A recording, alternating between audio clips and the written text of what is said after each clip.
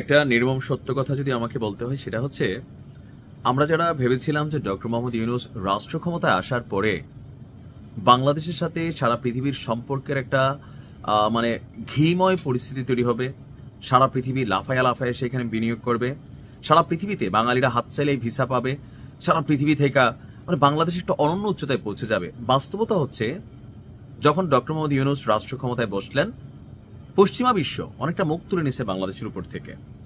বেশ কয়েকটা কারণের মধ্যে হচ্ছে, দেশে একটা অস্থিতিশীল পরিবেশ, বিনিয়োগ অনেক ক্ষেত্রে আসে নাই, প্লাস সারাদিন মুখে মুখে ভারত না দিল্লি না ঢাকা এগুলো বললেও ভারত সরকারের সাথে একের পর এক চুক্তি কন্টিনিউ চলতেছিল, পাকিস্তানের সাথে সম্পর্কের জায়গা তৈরি হচ্ছিল। এই মুহূর্তে ডক্টর মোহাম্মদ ইউনূস না বিএনপিকে খুশি রাখতে পারতেছেন, আওয়ামী লীগ তো খালি সুযোগ পাইলে হয়েছে, আর জামাতও ততটা খুশি না, এনসিপি ওনাকে এখন গাদ্দার ডাকে, সাংবাদিক ইলিয়াসও গালি দেয়, পিনাকিও গালি দেয়।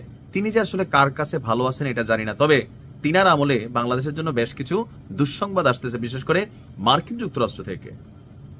হঠাৎ করে গতকালকে মার্কিন যুক্তরাষ্ট্র একটা নতুন আইন করে বাংলাদেশের তালিকায় ফালাই দিল।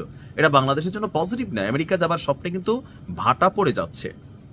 বেশ স্ট্রিক্ট কিছু আইন আগে ছিল, তবে বাংলাদেশের লিস্টে ছিল না, বাংলাদেশের লিস্টে তোলা হয়েছে। বাংলাদেশ সহ আরো 25টি দেশের নাগরিকদেরকে যুক্তরাষ্ট্রে প্রবেশের ক্ষেত্রে সর্বোচ্চ $15,000 জামানত অথবা বন্ড জমা দিতে হবে। $15,000 রাইট নাও হিসাব করলে প্রায়, আমার ধারণা প্রায় 18 থেকে 19 লক্ষ টাকা আপনাকে জামানত রাখতে হবে। তো কারা কারা এটা রাখতে হবে দেখেন, মার্কিন পররাষ্ট্র দফতরের ওয়েবসাইটে প্রকাশিত তথ্য বলছে যে বাংলাদেশ ছাড়াও দক্ষিণ এশিয়ার আরো দুটি দেশ, নেপাল এবং ভুটানও রয়েছে। অন্য দেশের কি হয় এটা আমার ফ্যাক্ট না, আমি আমার দেশ নিয়ে চিন্তা করছি। তবে আফ্রিকা, লাতিন আমেরিকার বেশ কিছু দেশও তারা নতুন করে অন্তর্ভুক্ত করেছে। মার্কিন পররাষ্ট্র দপ্তর বলছে, তালিকাভুক্ত দেশগুলোর পাসপোর্টধারী ব্যক্তিরা B1 অথবা B2 ভিসা পাওয়ার যোগ্য বিবেচিত হলে যুক্তরাষ্ট্রে প্রবেশের আবেদন করতে পারবেন। তবে সেক্ষেত্রে আবেদনকারী ব্যক্তিকে $5,000 থেকে $15,000 বন্ড জমা দিতে হবে। ভিসা সাক্ষাৎকারের সময় এই জামানতের পরিমাণ নির্ধারণ করে দেওয়া হবে। তবে নতুন এই নীতি কার্যকর হতে যাচ্ছে আগামী 21শে জানুয়ারি, অর্থাৎ আমি নিউজটি করছি 8 জানুয়ারিতে, আর এটা কার্যকর হবে 8 থেকে প্রায় 12 দিন পরে।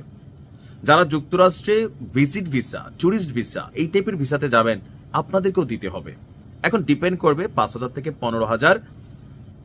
তো এখন আমরা বাংলাদেশের মানুষ যারা ইউরোপে ঢুকি, 98% রিফিউজি স্ট্যাটাসে ঢুকি, তাই না? অথবা ট্যুরিস্ট ভিসায় ঢুকি, ঢুকা গিয়ে আমরা আস্তে আস্তে নিজেদের জায়গা করি। এটি কিন্তু বাংলাদেশের ইতিহাস। আস্তে আস্তে এখন অনেক স্টুডেন্ট ভিসা হচ্ছে, সেগুলো তো আমরা জালিয়াতি করি, যাইয়া ভাইকা টাইকা যাই, পড়াশোনা করি না। স্যাংজেনভুক্ত দেশগুলোর একটাতে ঢুকলে বাকিগুলোতে পরে করি, কাগজ লাগাই পর্তুগাল, সেটেল হইতে চাই ফ্রান্স, ইতালি বা অন্যান্য দেশে। এই যে জিনিসগুলো আমরা আমাদের জীবিকার তাগিদে করলো, ওই রাষ্ট্রগুলো কিন্তু বোঝে যে এই জাতি একটু বাটপাট টাইপের আমরা, তো এগুলো এখন আস্তে আস্তে ধরতে পারতেছে। এখন এই সিস্টেমটাতে ঝামেলা হচ্ছে কি, যে আমি যতদূর জানি পর্তুগাল অথবা ইতালি অথবা ফ্রান্স, ইউকে এই রাষ্ট্রগুলোতে চুক্তিভিত্তিক ভাবে ঢুকাই দেওয়া হয় 25 থেকে 30 লক্ষ টাকা। এখন এই টাকাটা বাইরে যাবে কেন?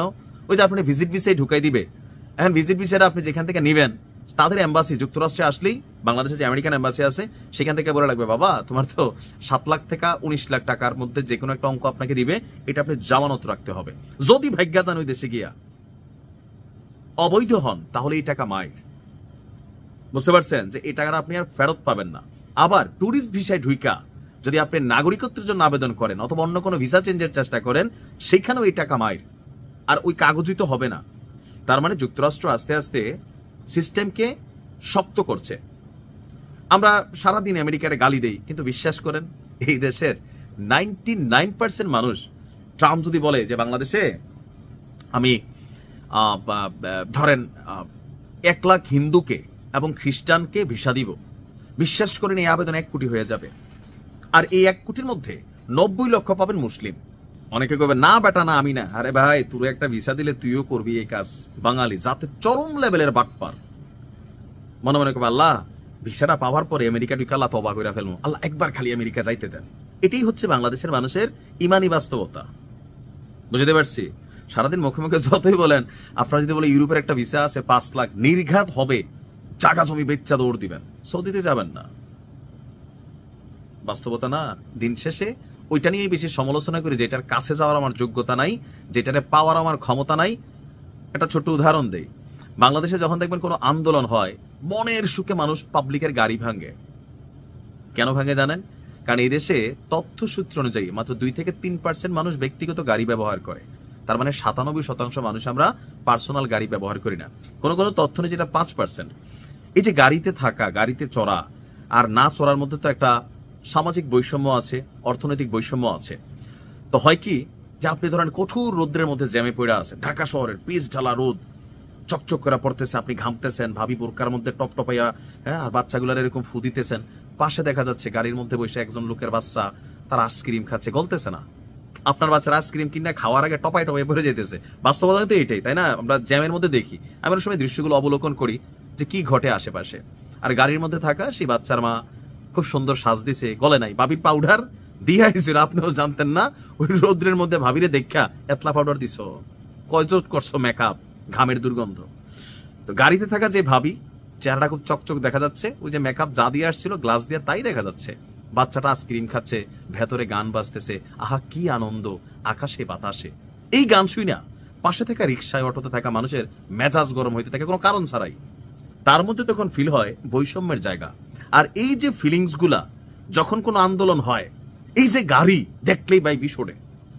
একজন গাড়িওয়ালা কখনোই আরেকজন গাড়িওয়ালার গাড়িতে হাত দেয় না, কারণ সে জানে একটা গাড়ি কিনা আসলেই কতটা কষ্টকর। একটা গাড়িতে চড়তে গেলে মানে লাইফের কতটা স্ট্রাগলের জায়গা শেষ করে আসতে হয়। তো বাঙালির মধ্যে যেই জিনিসটা আমাদের ইফোর্টের মধ্যে নাই, সুযোগ পাইলে এটা সবার আগে ভাঙি। এইটাই না মাইরা দিতেছে, লাঠি না ভাঙা ফেলতেছে, আগুন জ্বালাই দিতেছে। কেউ হয়তো একটা গাড়ি কেনার জন্য তার জায়গা জমি বিক্রি করছে, কেউ হয়তো একটা গাড়ি কেনার জন্য ব্যাংকে লোন নিচ্ছে, নানান কারণে হইতে পারে। আপনি এসে ঠাস করে ভাঙা ফেললেন, জ্বালাই দিলেন। একটা লুকিং গ্লাসের দামে তো ভাই আপনি কামাই করেন না মাসে, এরকম আমরা অনেকে আসি না? আসি।